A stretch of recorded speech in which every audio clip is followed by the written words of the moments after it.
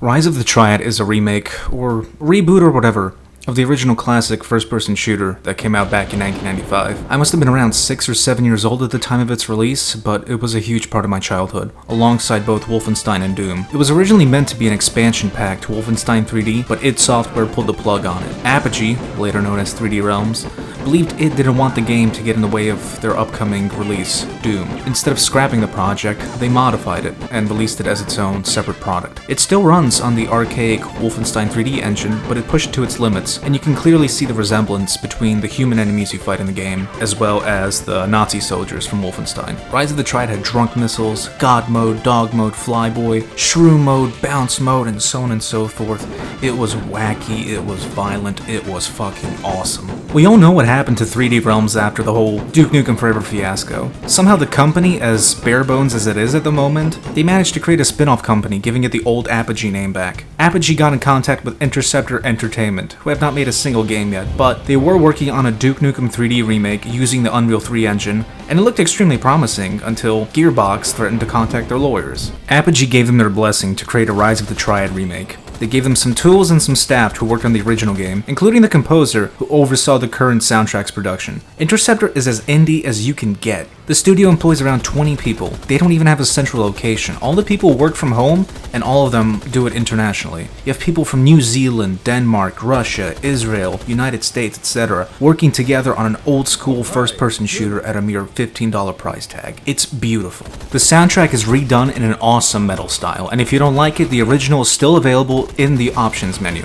Many of the original levels make their way back, with some of the dated elements removed. The game has a humongous amount of graphical options, almost as many as Serious Sam, and it includes an FOV slider that goes up all the way to 120. There's a hefty single-player campaign with 5 episodes. There's multiplayer with 3 game modes and 5 maps. I know that's not a lot, but there is more promised on the way for free, along with dedicated server support. Mod tools and editors are included with the game, as well as Steam Workshop support, and Interceptor are hoping that they can create an esport out of the multiplayer, seeing as how the original pioneered Capture the Flag. So you get all this content, and it's a PC exclusive to boot, for a mere $15. $15, man!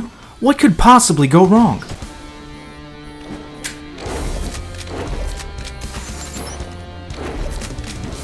Just about everything. Everything. Am I playing Rise of the Triad? Since when the fuck did Goro from Mortal Kombat make a cameo appearance in this fucking game? Rise of the Triad is a perfect example as to why first impressions do not fucking matter. If I were to review this game last night, I would have said that this is the second best game to come out this year, with the first one being Far Cry 3 Blood Dragon. Those were my words that I had written down on draft paper as I finished the first episode. I mean, it had everything. It had the fantastic, non-linear maze-like level design of the dozens of classic shooters I played on my 486 when I was a little kid glued to my CRT monitor. For fuck's sake, this game has key cards, man! Key cards! When was the last time you played a first-person shooter where you had to solve puzzles and find keys to open doors? It retains the same feel of the original game. You have akimbo pistols and an MP40, both of them with infinite ammo just like the original. Then you can hold one of several explosive weapons that are littered all over the map like popcorn in a fucking movie theater. The same power-ups make their return, as well as the 5 characters that all have varying degrees of health and speed. Even the slowest character in this game is like the Flash compared to the modern horseshit shooters that come out nowadays. Some people in the forums complained of the stupidest things. Why does this game have a reload button if you have infinite ammo? Why does this game have crouch? Why does this game have iron sights? They're fucking useless.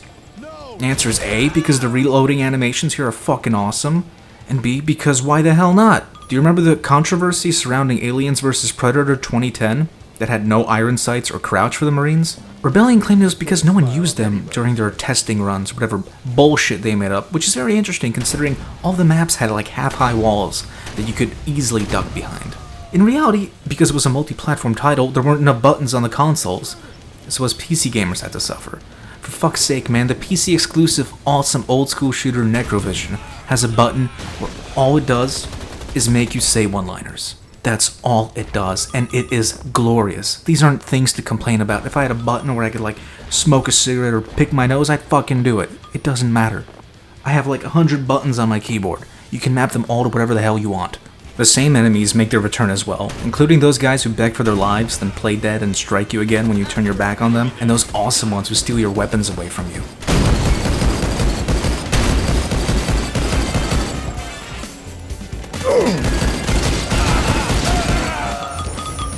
Each level has a bunch of secrets that range from weapons to secret levels to seductive pictures of Kim Jong-un. It felt like it had everything going for it. Yeah, the game generally felt very buggy and very unpolished. I would constantly get stuck on terrain, obstacles, barricades, and you'd have like this annoying sound effect just like fucking loop in the background. Yeah, the voice acting is awful, but I believe that was done intentionally. I mean, the only real annoyance with it is the fact that your character only has one line per weapon pickup. So, for example, I'm mostly playing as the red-haired female because I like redhead women, and every time she picks up a bazooka, she says, "I'm your Widowmaker." That gets annoying quick, considering that there's like a bazooka every 10 feet away from you. But stuff like that still didn't get to me.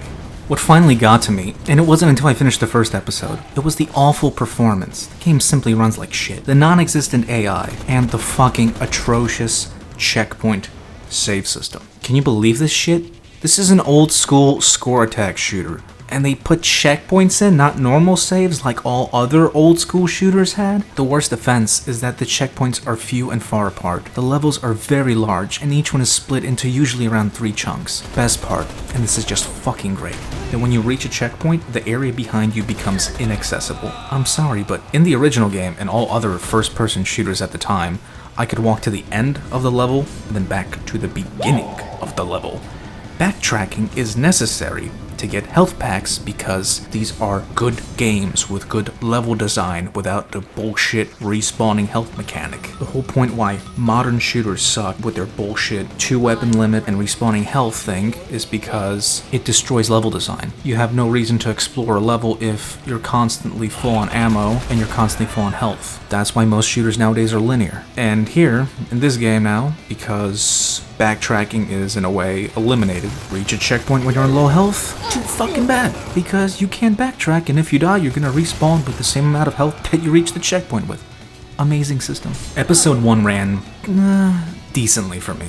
It wasn't good, but it was certainly playable. Episode 2 and on, though, unplayable. I have an i7 3930K 6-core 12-thread processor and two 6970s in Crossfire. I max out games that use DirectX 11 at 2560 by 1440 at very high and stable frame rates.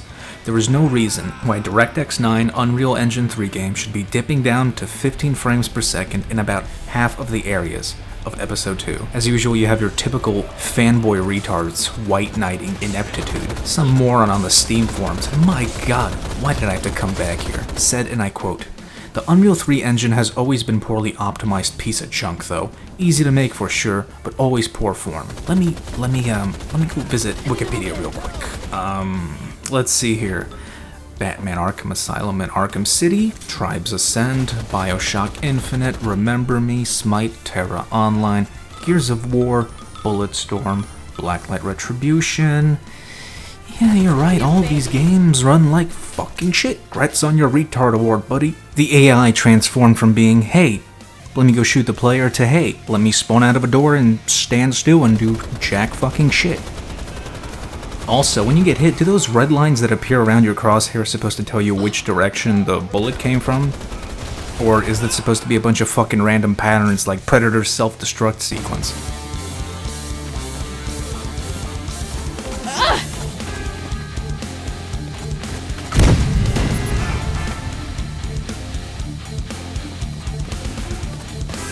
I was really hoping that these were just a few outliers because Rise of the Triad still retained a good sense of humor.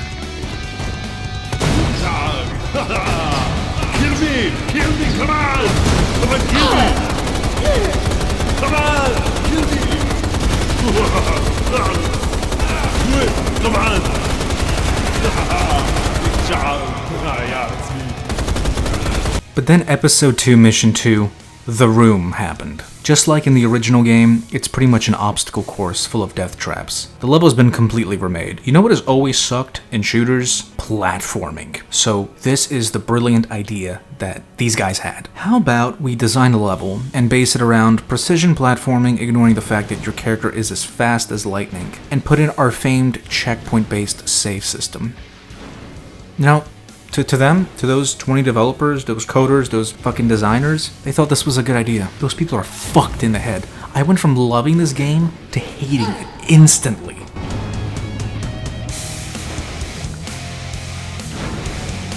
Oh, I get it now. So you only think you're John Woo. Alright, I got past the stupid fucking fire pit. Now, what is this bouncy bullshit? Come on, jump. Jump there to the right. No. On. I can't even, like, see where the fucking thing is behind me. Jump up now. Forward. Fucking overshot it. And it's harder, too, because the female characters are faster than the male ones, and I'm playing a female character, so I can't even get on top of this stupid fucking thing. Fuck this shit, man. Fuck this shit. This shit is pissing me off so much. Come on. Come on. Forward. Forward. Fuck! Alright, we got past the first part, now we're in the second room. I'm bouncing. Oops. See, I keep getting stuck on the terrain. In this part especially, sometimes I can't jump all the way forward because I'm like clinging on, like part of my body is fuck. Part of my body is stuck to the wall as I am jumping up and down. Alright, we got that. Forward, yes. I guess I go to the low one and it'll shoot me up hopefully. Okay. Now that one. Hey, I had to move a little to the right because I couldn't just jump. Now which one do we go? The left one, right? Yeah, let's... Okay, I landed on it. I landed on it. That's okay. I had to move forward a little bit because I was stuck to the wall. Let's go forward again and fucking fall to the fucking floor. Hey, look where I fell. I fell in the... I couldn't jump to the other side. I couldn't jump to the other side. What? In the beginning again? I have to redo it? Alright, let's try this one for the millionth fucking time. There's a secret here. Come on, open. Open. I'm mashing the fucking E key. I am mashing the fucking E key. Open the fuck up, man. Open the fuck up. There we go. Yes, say your line twice because you only have one line of dialogue per item found. Now we're just gonna fucking run. Run past this shit. Jump over this shit. And fucking get caught up. I don't give a fuck. Ow. Get the fuck out of the way. Just run. Alright. Alright, that gate is closed, so... I don't understand. I don't know if I have to stand on it or press E because I have no audio cues. Like, I don't hear any trigger. Like, the original Rise of the Triad had, like, a push plate, so you could hear the sound when you stand on one of these switches. This one doesn't... Ow. This one doesn't have shit, come on. I'm just jumping up and down on it, mashing the E key. Hopefully one of these things work. Just one more. Alright. Okay. It opened. Nice. Alright. Let's go here. There's a switch there. Alright, come on. Are you fucking kidding me? And I have to redo that. Now you might be thinking, come on Hudson, aren't you being a little too harsh? Sure, you have to keep redoing parts of the same level over and over again for about an hour. The rest of the game can't be that bad. I have news for you, it is that bad. It gets even fucking worse. But before I get to that, the best part about this level is that the checkpoints do not register until you start the next obstacle course. So, you finish the course, you get a key, you leave it. A bunch of enemies spawn in that courtyard area, and the checkpoint doesn't trigger until you enter the next course. So if you fucking die, you need to redo that entire course from the beginning. That last clip, I entered the course with 13 HP. That's how much HP I had when I finished the previous course. So the enemy spawned, I just fucking jump mindlessly, dodging as many bullets as I fucking could. I am so lucky that area had that secret with the armor and the health packs. If it wasn't for that, I would have been fucked. As for the rest of the game, it becomes nothing but cheesy, cheap death traps. You have the same retarded checkpoint system, the checkpoints are rare, and you just have random shit killing you. At one point, I'm fucking walking down a hallway, I kill all the enemies, and I need to figure out which one of the doors leads to the next area. Turns out one of those doors immediately fucking killed me because it was spikes. All the doors look the same, the spikes weren't coming out of the wall. You couldn't fucking tell.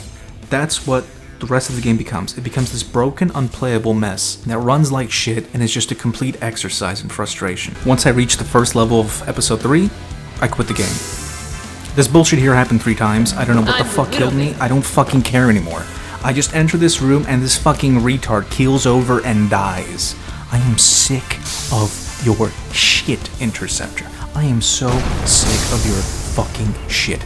I want to buy a fucking, like, 1 million plane tickets, as many as it takes, and travel the fucking planet, go in every fucking one of your houses and slapping the fucking retardation out of you for thinking this checkpoint system is a good fucking idea. But Hudson, you didn't even beat the game! I know that. But the game is a broken, barely functioning mess. You don't have to beat big rigs over the road racing to know that game is a piece of shit. Hey, but what about the multiplayer?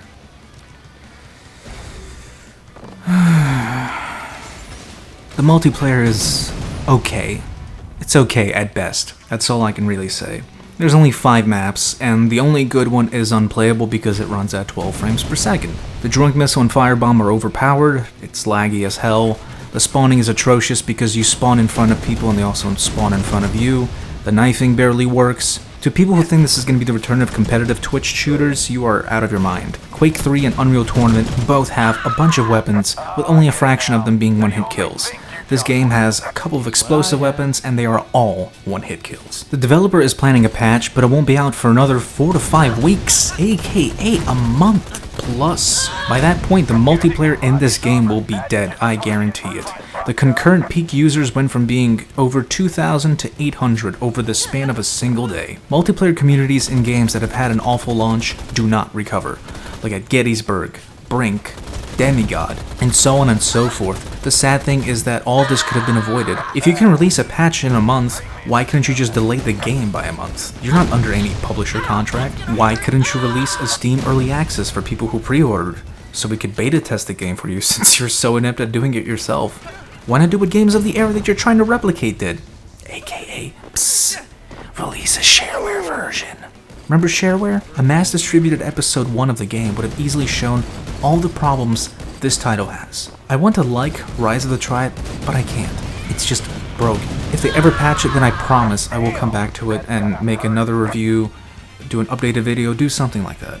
This is a game I want to enjoy. I love old school shooters, but this just feels like a half-finished mod. Don't buy this game right now. Go buy Serious Sam 3, or if you prefer the maze-like non-linearity levels, then go get Necrovision. That game is also a bit buggy, it's unpolished, but it's awesome. Necrovision is amazing. I give that 2 thumbs up. Great game. What Rise of the Triad needs to become as good as either of those 2 games is substantial optimization, removal of the checkpoint system, as well as the splitting the levels up. Get rid of that, because not letting us backtrack defeats the whole purpose of old school FPS, and a multiplayer system that requires a little more brain power than spamming down the spacebar key while holding down mouse 1. My name has been PvtHudson. If you enjoyed this video, please like, comment, and subscribe. Thank you for watching. I would rather die 1,000 deaths than have you raise a finger to help me! I'm an equal opportunity ass. Thank you.